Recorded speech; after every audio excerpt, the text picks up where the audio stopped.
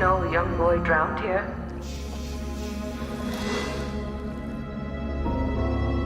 People go missing around here, they're gone for good.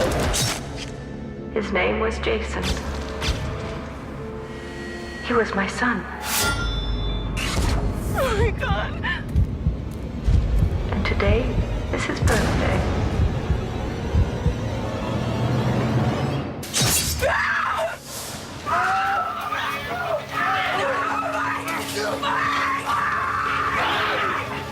And cut.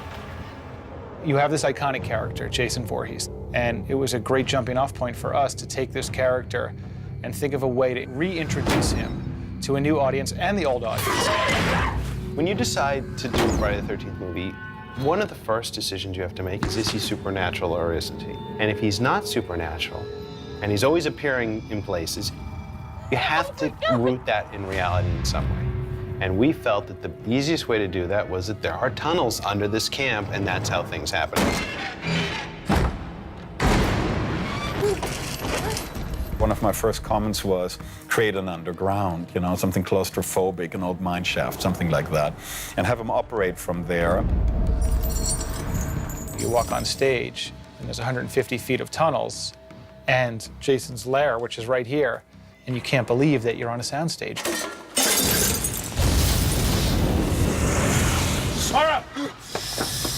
He's an anti-hero. He's something, you're rooting for Jason most of the time. I mean, he's the one constant in these films that everybody comes back to see. I think people latch on to the Jason character so much. He's become such an iconic horror character because he's essentially a victim. And all of us can relate to what happened to him, whether, you know, you were teased or picked on in school, and he gets his revenge, which you shouldn't do the way that Jason does. No! No, no! Oh, come on. I mean, if you're gonna get axed by somebody, it's, you know, Jason. You know, who else would you want to be killed by?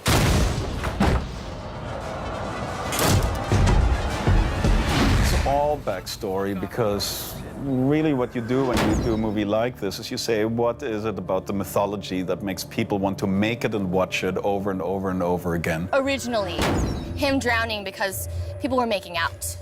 It was a sexual act, so the mother flips out. They should have been watching him every minute. Boom! I believe that head fucking just rolled. Then the mother gets killed, he sees it, so he blames it on sex. And act. Okay.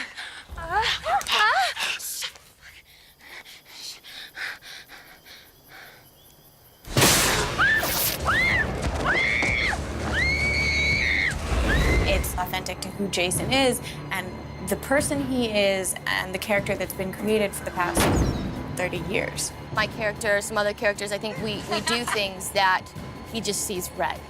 And when he sees red, Jason is, you know, slashing some throats. Why does this guy do what he does, and where did he develop these skills? I love making Jason smart and then our hero, you know, smarter. Help! We got officers down! My keys are gone. Where are my keys? I think that getting inside Jason's head and seeing how he sort of sets up these kids, they're not just busting through a wall and chopping up with a machete, but really plotting something, you know, horrible. Horrible? Is that a word? It is now. That's exciting. The script is so good, it makes Jason smart. And that scares the shit out of me as a fan. I can't wait to play. Like, wait. That guy just set them up to, holy shit. Oh, I can't wait. He's using your friend as bait. He wants us to go out there. It is an interesting journey that he turns into this incredibly powerful, maniacal killer. I remember Drew, Michael, and myself sitting around and saying, does he walk or run? Does he walk? And we'd go back and forth. And once you decide that Jason runs, and once you decide that Jason is a hunter,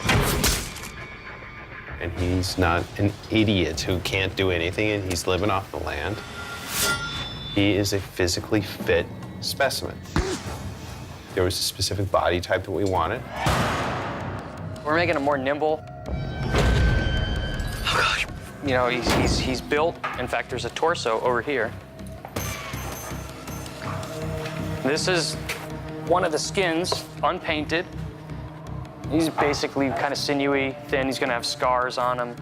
We're going to utilize a lot of Derek's form. It's a very thin piece, so it'll move real freely whenever Derek moves and pushes his chest out, hunches his back. It'll translate through this really nicely. If I flex my abs, you can see it. So when you get the breathing and it looks a little weird and natural depending upon what you do with it. This is a maquette. So this is basically that character right there. Like, this was a very early design idea for the bagged head look. When he has his this kind of cloth hooded look, kind of loosely based on part 2. And instead of just the potato sack, Tim came up with a really cool wrap idea after talking with Marcus and figuring out a design. It's something a little artsy design, but kind of haphazardly put together as well. Since this is a restart, you had to start with sort of Jason's origin. He started with that hood. We decided early on that we didn't want to create something that people were not used to seeing. We just thought if we could make it a little bit cooler, we would leave that to Scott to figure out, and I think that Scott did. He just colored it and aged it, and the shape of it looks fantastic. Send emails to the producers and go, do you want to see his mask or his sack? And they'd go, well, what are you talking about? Because there are many versions of mask. There's his face, which could be, considered a mask, his makeup. There's his hockey mask, and then there's his sack. So I'd send him photos of his sack all the time. We had started with the sack head, and it was so creepy. No! I didn't need much to get to that point that day. I mean, it's very creepy with just like the one eye and yeah. How's that? Is that all right? Mm-hmm. To see him on set it's enough to give you chills. Like, there's nothing nice about the way he looks, the way he walks, the way he moves his body. Jason is terrifying.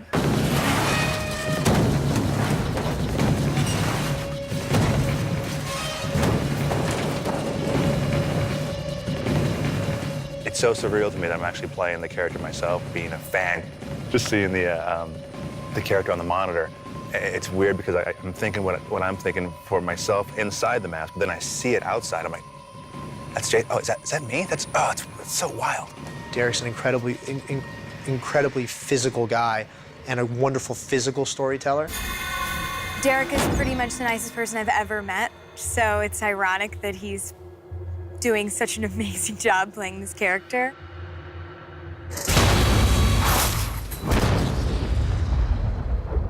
This is the best Jason yet, guaranteed. Guaranteed, by far. It's crazy. We were actually talking about that the other day, just how iconic the movies are, and the whole symbol of the hockey mask. And my grandfather used to chase around my little cousins around the house wearing a hockey mask. For most days, when he has his signature mask look, which is right here, this is what Derek will look like.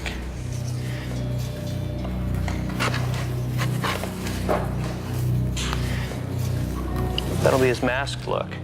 It's a little different. I just took the elements that I liked and put them together and re-sculpted it from scratch, and then took the sculpture and molded it, made a stone copy, and polished it and sanded it even more. The sack is only seen for a few scenes, I think the first 5 or 6 kills.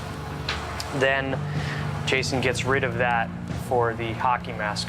Poor Donnie. We'll go visit Donnie inside. He's sitting on a table right now. Donnie makes some bad decisions and loses his head over it, and Jason gets a mask. If you're going to do this movie, you got to show him putting on that hockey mask. It was exciting for us to actually craft that moment, where he discovers the mask. He never really had that in part 3. I mean, it was almost incidental. A lot of people don't even realize that Jason really didn't show up until the last shot of the first movie and didn't put on the hockey mask until part 3. Okay, so here's a young man, Donnie, the Donnie character. Yeah, this is how he gets it.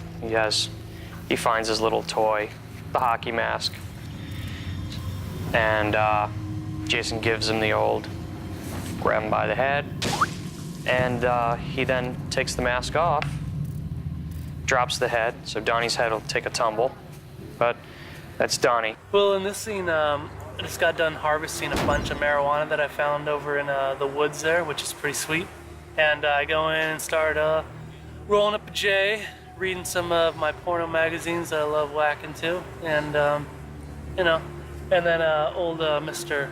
Mr. Derek comes in, Jason Voorhees. The original mask scene had Jason coming down the stairs with 2 cans of kerosene and discovering Donnie with that mask, that hockey mask on his face. And it felt to us that there was no build-up to it. No suspense, really. It's just a matter of waiting for that kill. And we wanted that one to feel different, so that's why we went back and spent a whole day reshooting it. So what you're gonna watch now is the original scene as it was intended. Set. Okay, ready and action.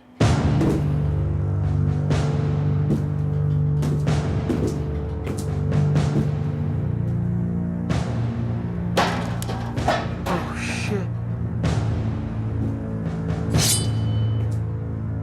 No, you don't need that, man.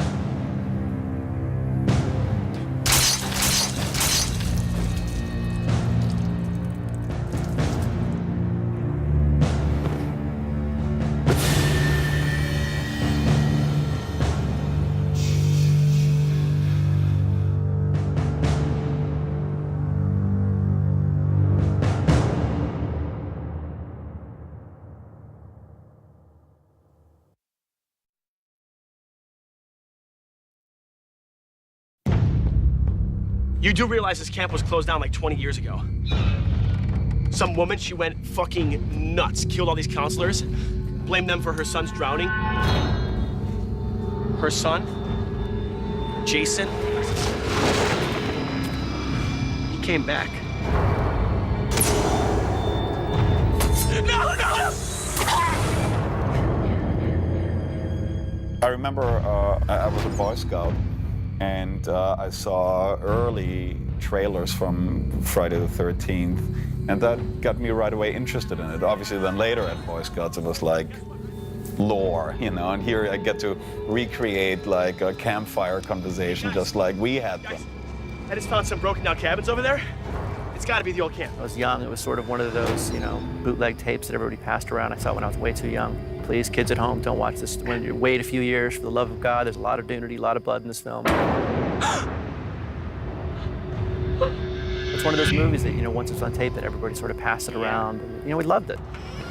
I remember the character of Jason, and my parents would sit and watch these horror movies, and of course I was way too young, so they were always like, okay, close your eyes now, and I'd sit there going, okay, can I open them now? You go back and you watch the original one, and you know, they're wearing the Kevin Bacon, his little shorts that barely go down his thigh, and you know, it just got really hot. Anytime I mention Kevin Bacon, I start sweating, so. The one experience I take away from the first one that I saw, they're into the sex scene, they're turned over and they're spooning, and he's just got one hand cupped around your breast. I think I'm gonna put that in. I'm gonna take that, but just one. It's just one cup, and I'm gonna thank you, Kevin Bacon.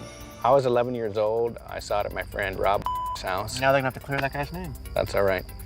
They'll just put a big sort of black thing over my mouth and be like, plop. But I saw it at his house. Totally not supposed to see it. And the thing that stuck with me the most was when he jumps out of the lake. I squirted in my pants. I was terrified. You still squirt in your pants. I It's do. sort of a bit of a bedwetting thing you have. It's true, but I'm working on that. A buddy of mine named Eric and I sat down and watched the movie, and he lived near a park in San Antonio called Comanche Hill, and we ended up going out to Comanche Hill and walking around and going, you know, kind of making the noises and trying to scare each other. I'm kind of a wimp, so horror movies are hard for me to watch, but this experience helps, knowing that it's just pretend. I had to keep reminding myself of that.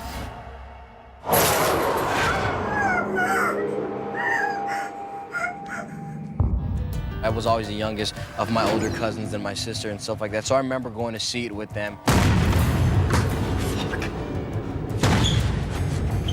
I was freaked out, man. Like, but I enjoyed it. You know, it's that how do you call it? It's that guilty pleasure. I really enjoy. That's when I enjoy watching people get scared. I was young, man, and me and my cousin were up late one night and we were watching. It was on television, and I will never forget the one scene I remember is it's just like this long shot down the road at Camp Crystal Lake, and you just see this guy walk across the street with like a machete, and he has a bag over his head.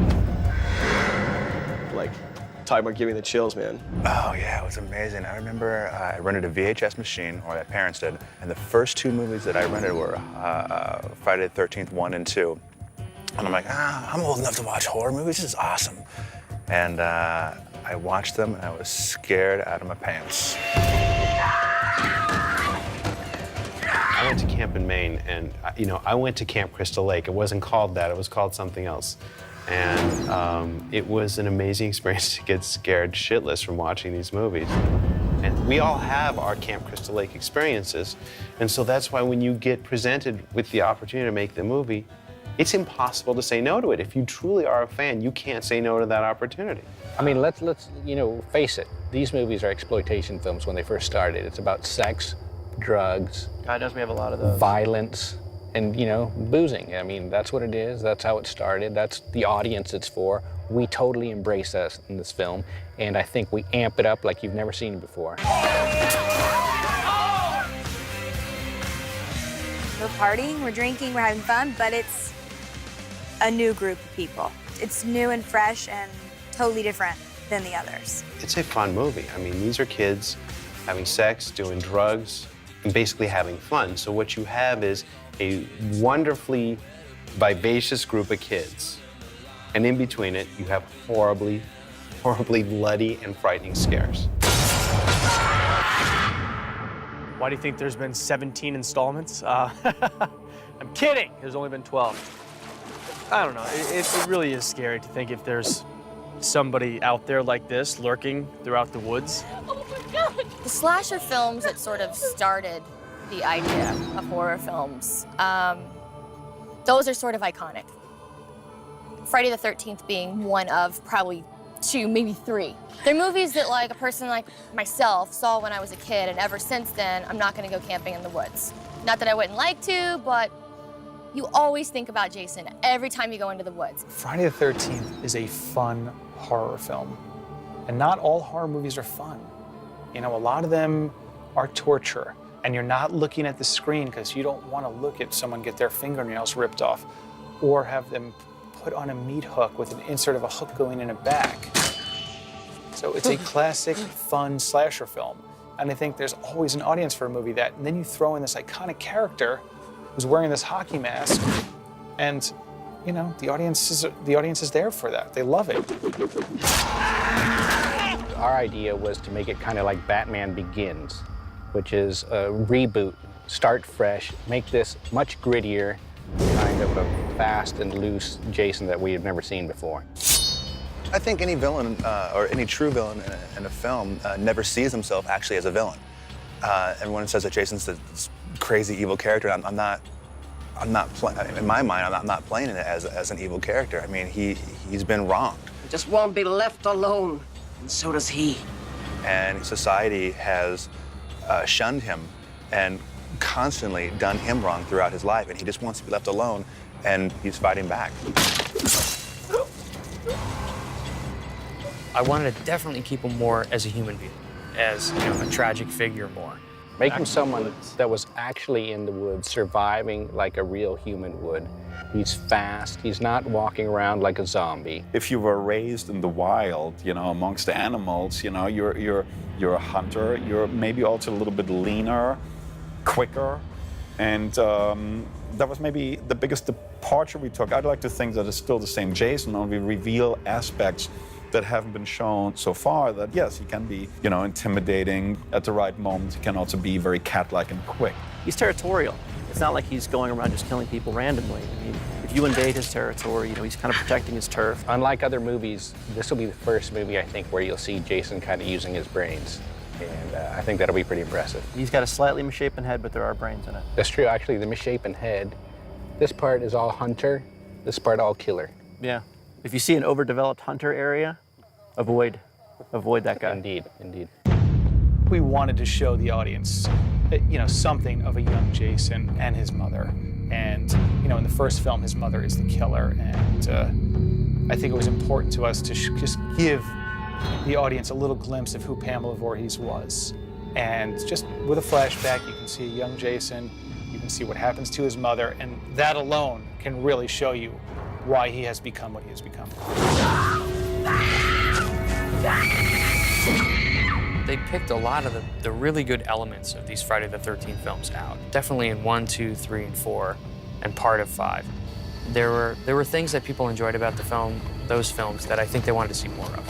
They want to see it expand a little. Fuck this guy, let's get out of here! This version of Jason is real. And when you are out camping with your friends, you're not thinking about ghost stories. You're thinking about, is there some crazy lunatic dude who lost his mama living in that tree over there? I don't know, I just like the newer version of Jason. He's much more frightening because the first time that I saw him, I actually thought to myself, if I really saw this guy in the woods, I might lose it. I might wet myself. With the design, they basically just said the only thing that we have input on right now is the iconic hockey mask of what you know it looks like. Tweak it a bit if you want. Don't stray too much from what the real thing is. I said, great, okay. That's good, because we don't want to reinvent the wheel. Sean Cunningham created just a great villain, and people love to watch him kill. They just love it. I mean, it's just, that's it. And there is something magical in Jason Voorhees, and it transcends everything else. I think that people can empathize with Jason, and I think that at the end of the day, we all want to kill somebody. There's always some, no, I'm just kidding. You know, he's just one of those guys that, I mean, you know, I love that unstoppable killing machine. This is huge. You know Friday the 13th is gonna be big. Especially when you see who's behind this film, you know it's being done right. Action! This is the first time you've had a huge producer and a visual wizard that Marcus Nispel is come in and take this franchise, and they're going to elevate it to a place that it's never been before. It's always been kind of low-rent movies that we love, but this is going to be something new, and it's going to be a big jump.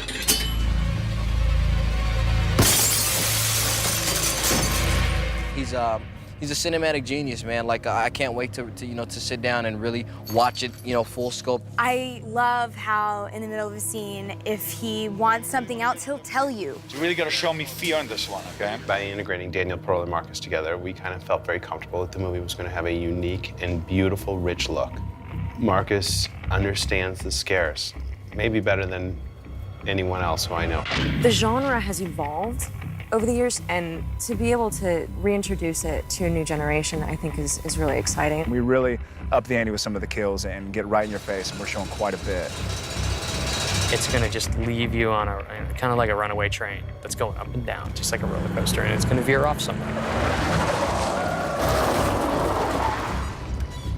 This Friday the 13th is going to reestablish what we felt the first time we ever saw the original Friday the 13th. It's so cool to continue it and just make it for our generation and be that part of that group that makes it for us.